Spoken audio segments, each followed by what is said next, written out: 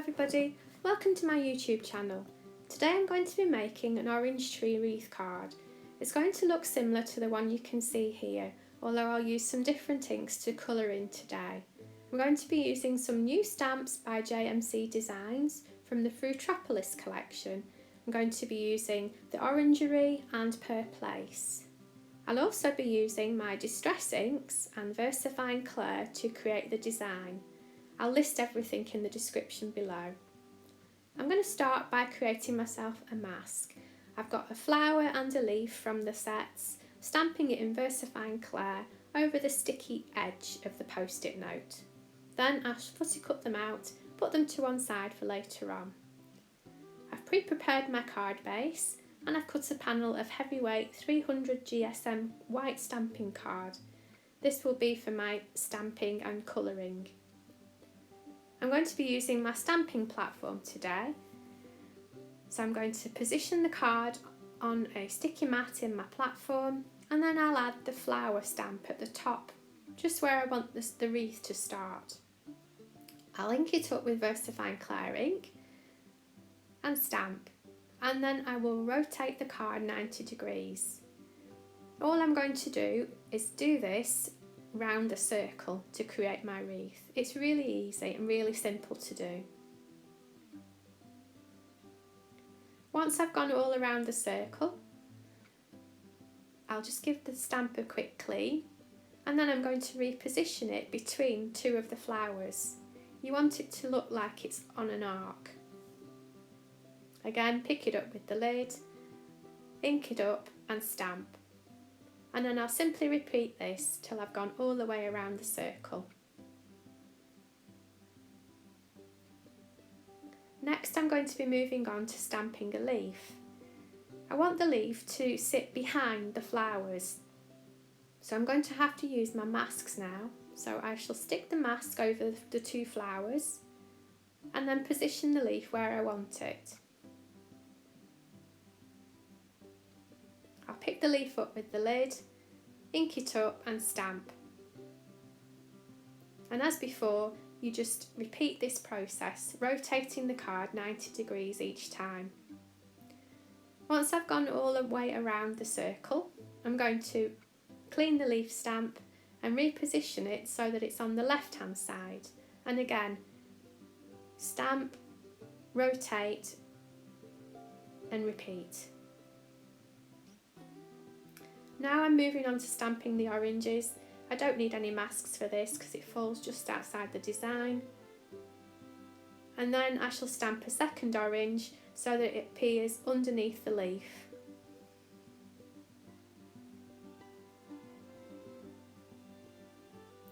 Now I'm going to use the tiny little diamond stamp just as a filler. So where I think there's any gaps, I'm just stamping. And finally the tree. Again, position it where you want, pick it up with the lid, ink it up with my Versafine Clair and stamp. And now for the fun bit. I'm going to be using my Distress inks to colour in my design, a water brush, and I also have some kitchen roll to hand. I like to put the ink onto my glass mat and then pick it up with the water brush. It's a really easy and fun technique to do. And you don't need a lot of ink and you don't waste much. I like to add the lighter colour first and then add the darker colour in the centre. For the flowers I'm using abandoned coral and ripe persimmon and turning each one so it's easy for me to work. The second set of flowers use Saltwater taffy and worn lipstick.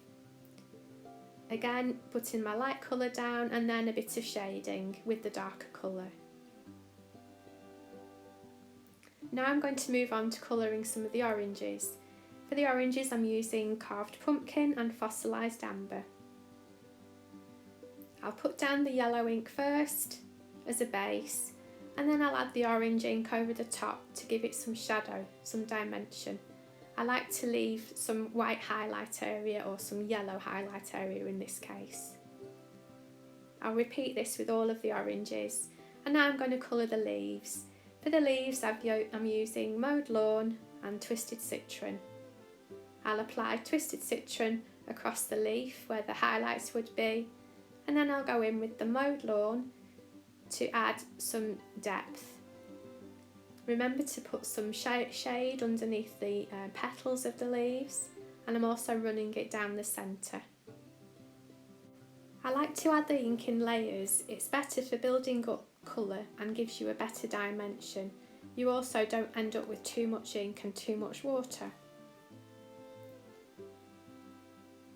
Once I've coloured in all of the leaves, what I'm going to do then is just add a little bit of picked raspberry to the centre of my flowers, and then I'll be moving on to colour the tree.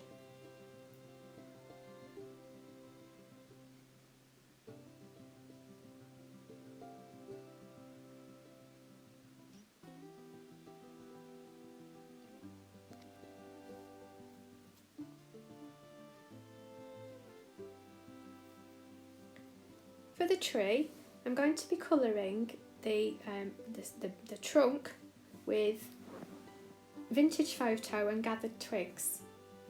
I'm going to add the paler brown across the whole of the trunk, and then I'll add the darker brown to add some shading to the tree.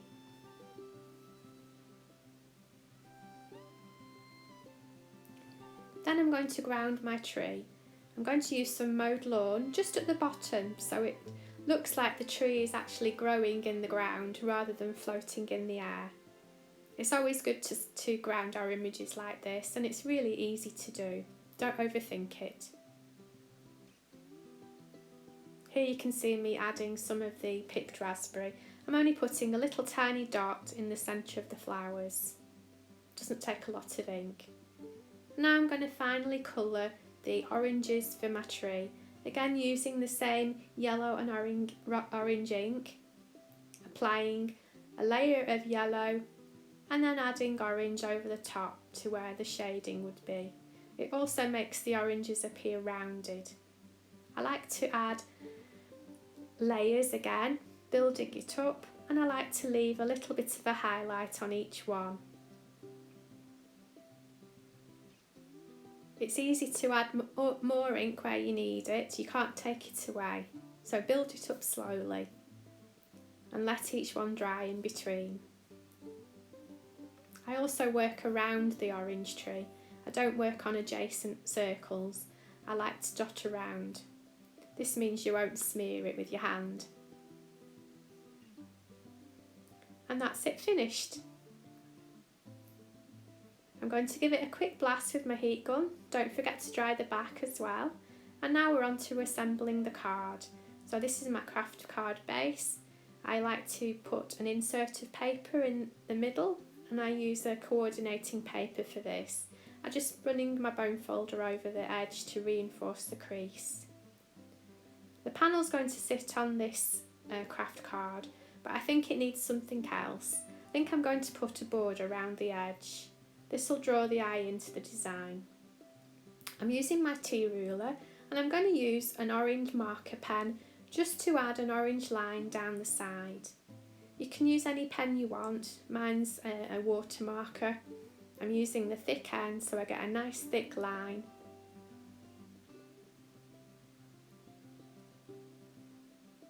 And don't forget to clean the edge of the ruler each time. This way you won't get an orange smear on your card.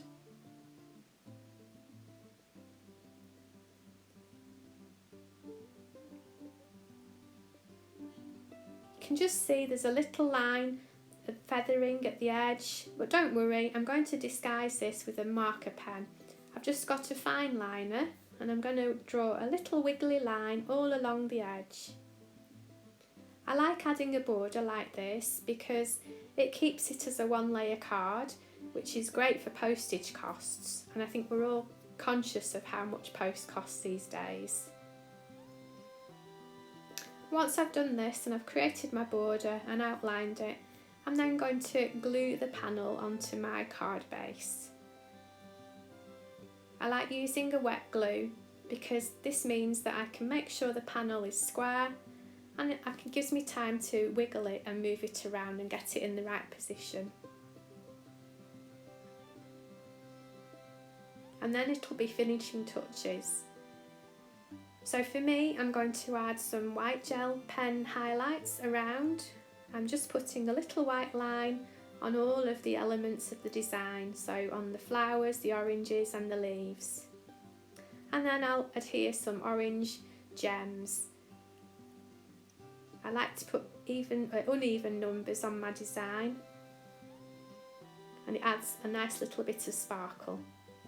And that's it. I hope you like my card today.